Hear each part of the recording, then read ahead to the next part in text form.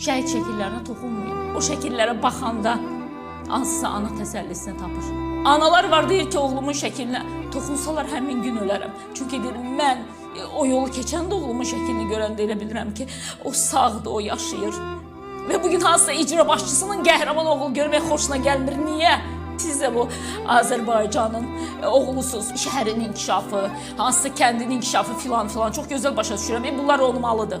Amma mütləq şəhid şəkillərinin kəsilməsi üzərində olmalıdır. Toxunmayın şəhidlərə. Bugün uşaqlar var, şəhidlər xiyabanına gedib, ata mən gəlmişəm deyib, məzar daşlarını qucaqlayırlar. Toxunmayın şəhidlərə. Qoyun müqəddəs nəyimizsə qalsın bizim. Rahat kresloda əyləşənlər, çölə çıxmıram, soyuq olar. Atanın balası, necəsən yerin rahatdır deyənlər zaten anlamaz ki, şəhid nə deməkdir. Şəhid evinin çırağı sönən anlayar. İki balası eyni vaxtda dünyasını dəyişmiş gətirilən ana, ata anlayar. İcra hakimiyyəti başçılar, ürəyinizmi ağrıyır yol gedə-gedə şəhidlərimizə baxanda? Ağrıyırsa niyə ağrıyır? Gəncdilər, 18, 19, 20 yaşında, bəzisi balasının üzünü görmədən, bəzisi anası ilə halallaşmadan, vidalaşmadan, bəzisinin nişan xonçası hazırlıqlı olanda, amma bir də qanlı kəfəni var idi 44 günlük müharibədə.